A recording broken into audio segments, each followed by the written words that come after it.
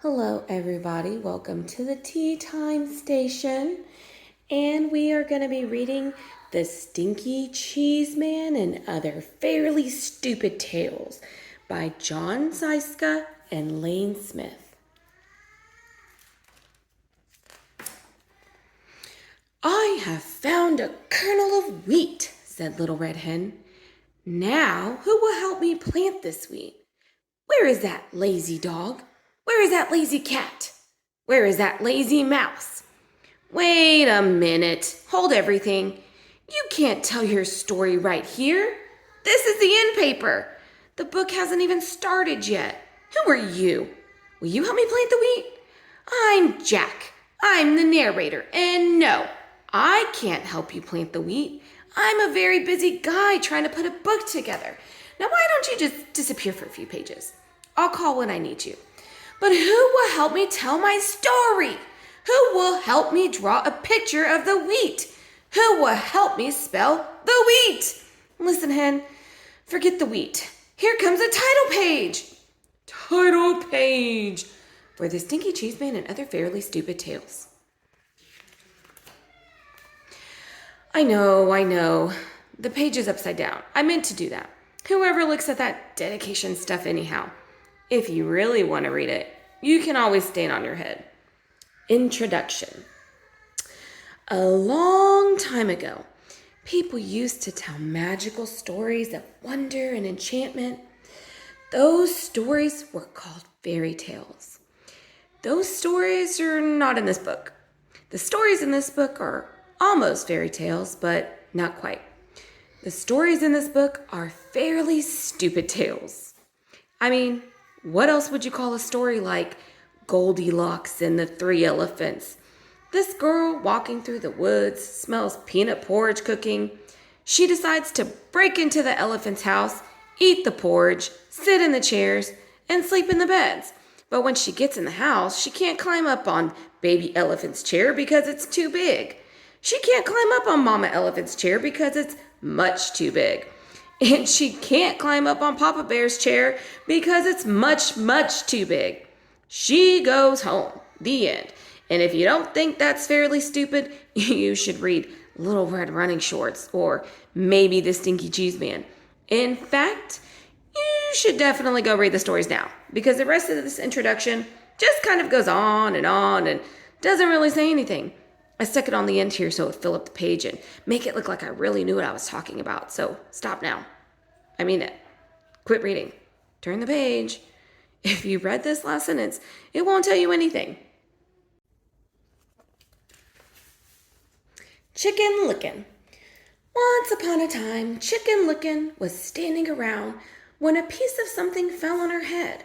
She wasn't the brightest thing on two legs, so she started running around in circles, clucking, "The sky is falling! The sky is falling! We must tell the president!" Chicken Lickin' ran to her friend Ducky Lucky and clucked, "Ducky Lucky! Ducky Lucky! The sky is falling! The sky is falling! We must tell the president!" "Let's go!" quacked Ducky Lucky. Chicken Lickin' and Ducky Lucky ran to their friend Goosey Lucy and yelled, "Goosey Lucy!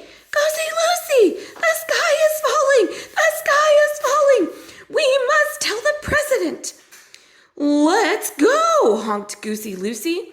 Chicken Lickin', Ducky Lucky, and Goosey Lucy ran to their friend Cocky Locky and yelled, "Cocky Locky, Cocky Locky! The sky is falling! The sky is falling! We must tell the president!" "Let's go!" crowed Cocky Locky. Wait a minute, cried Jack the narrator. I forgot the table of contents. "Hey, you're not in this story," said Chicken Lickin'. "I know," said Jack the narrator. "But I came to warn you. The table of contents is, the sky is falling, the sky is falling," clucked Chicken Lickin'. "We must tell the president." So Chicken Lickin', Ducky Lucky, Goosey Lucy, and Cocky Locky ignored Jack the narrator and ran off to catch a plane to Washington. Just outside the airport, they met Foxy Loxy. "Foxy Loxy, Foxy Loxy, the sky is falling. falling! The sky is falling! We must tell the president!" yelled Chicken Licken, Ducky Lucky, Goosey Lucy, and Cocky Locky. "Well, come with me," said Foxy Locky. "I know a shortcut to the airport." Foxy Loxy led Chicken Licken, Ducky Lucky, Goosey Lucy, and Cocky Locky to his cave. He didn't get to eat them, though, because Chicken Licken was almost right. The sky wasn't falling. The table of contents was! It fell and squashed everybody. The end. Table of contents: Chicken Licken, the princess and the bowling ball, the really ugly duckling, the other frog prince, Little Red Running Shorts, Jack's bean problem, Cinderella Rumpelstiltskin, the tortoise and the hare, the stinky Cheeseman, the boy who cried cow patty. The princess and the bowling ball. Once upon a time there was a prince, and this prince's dad and mom, the king and queen, somehow got it into their royal heads that no princess would be good enough for their boy unless she could feel a pea through 100 mattresses. So it should come as no surprise that the prince had a very hard time finding a princess. Every time he met a nice girl, his mom and dad would pile 100 mattresses on top of a pea and then invite her to sleep over. When the princess came down for breakfast, the queen would ask, "How did you sleep, dear?" The princess would politely say, "Fine, thank you." And the king would show her the door. Now, this went on for 3 years. And of course, nobody ever felt the pea under 100 mattresses. Then, one day, the prince met the girl of his dreams. He decided he better do something about it. That night, before the princess went to bed, the prince slipped his bowling ball under the 100 mattresses. When the princess came down for breakfast the next morning, the queen asked, "How did you sleep, dear?" "This might sound odd," said the princess, "but I think you need another mattress. I felt like I was sleeping on a lump as big as a bowling ball." The king and queen were satisfied. The prince and princess were married, and everyone lived happily, though maybe not completely honestly, ever after. The end. The really ugly duckling. Once upon a time, there was a mother duck and a father duck who had 7 baby ducklings. 6 of them were regular-looking ducklings. The 7th was a really ugly duckling. Everyone used to say, "What a nice-looking bunch of ducklings." All except that one. Boy, he's really ugly. The really ugly duckling hurt these people, but he didn't care. He knew that one day he would probably grow up to be a swan and be bigger and look better than anything in the pond. Well, as it turned out, he was just a really ugly duckling, and he grew up to be just a really ugly duckling. The end. The other frog prince.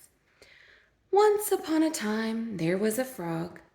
One day, when he was sitting on his lily pad, he saw a beautiful princess by the pond. He hopped in the water, swam over to her, and poked his head out of the weeds.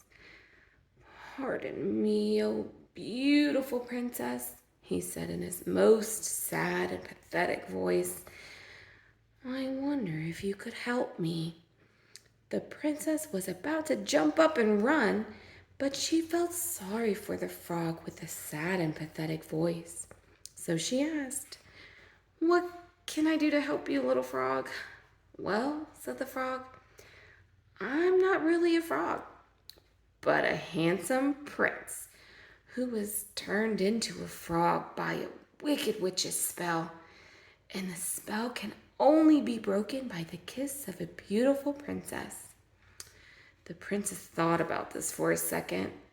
then lifted the frog from the pond and kissed him.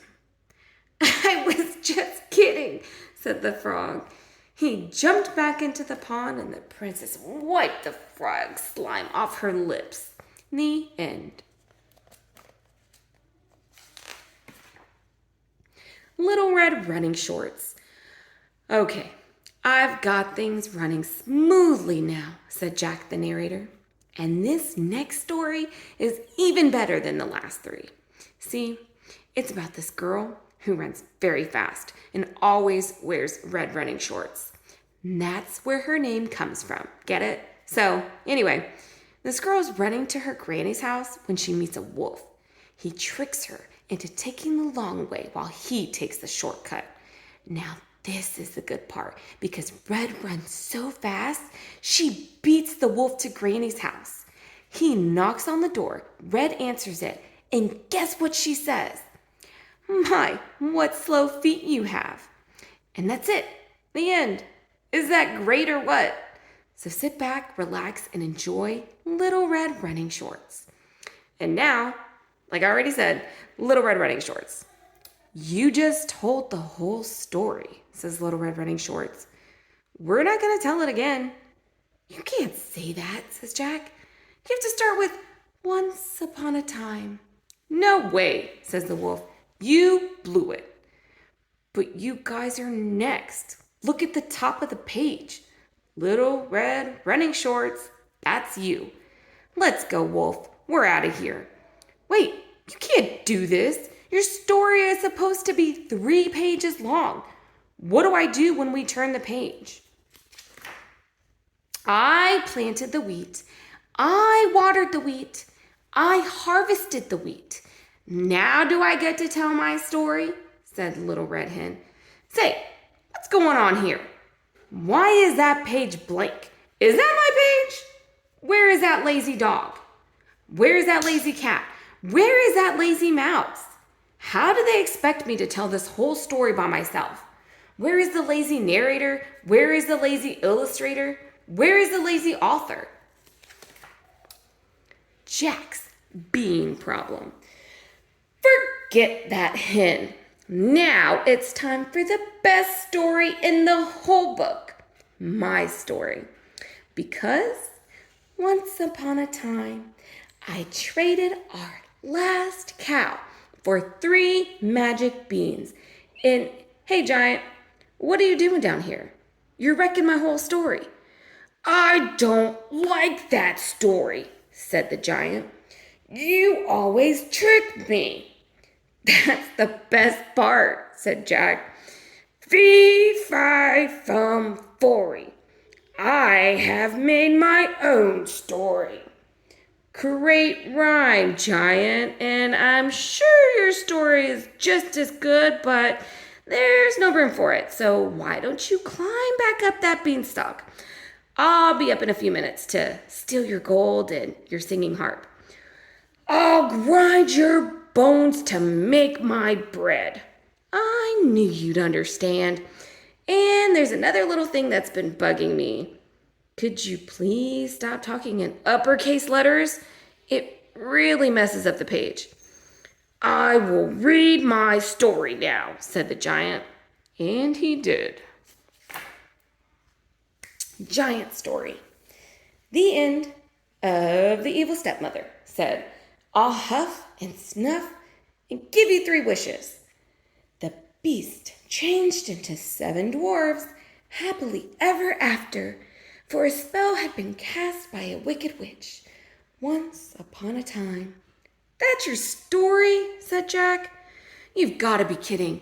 That's not a fairly stupid tale. That's an incredibly stupid tale. That's an unbelievably stupid tale. That is the most stupid tale I have ever... The giant grabbed Jack and dragged him to the next page. Jack's story. Once upon a time, there was a giant. The giant squeezed Jack and said, Tell me a better story, or I will grind your bones to make my bread. And when your story is finished, I will grind your bones to make my bread anyway. Ho, ho, ho. The giant laughed an ugly laugh. Jack thought, he'll kill me if I do. He'll kill me if I don't. There's only one way to get out of this. Jack cleared his throat and then began his story. Once upon a time, there was a giant. The giant squeezed Jack and said, tell me a better story or I will grind your bones to make my bread. And when your story is finished, I will grind your bones to make my bread anyway. Ho, ho, ho. The giant laughed an ugly laugh. Jack thought, he'll kill me if I do. He'll kill me if I don't. There's only one way to get out of this. Jack cleared his throat and began his story. Once upon a time, there was a giant. The giant squeezed Jack and said, tell me a better story, or I will grind your bones to make my bread. And when your story is finished, I will grind your bones to make my bread anyway. Ho, ho, ho.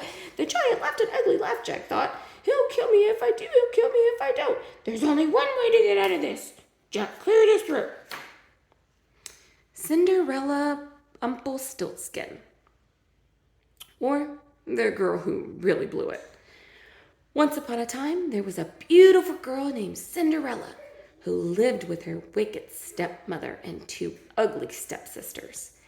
These step-relatives were not only wicked and ugly, they also made Cinderella clean the house every day.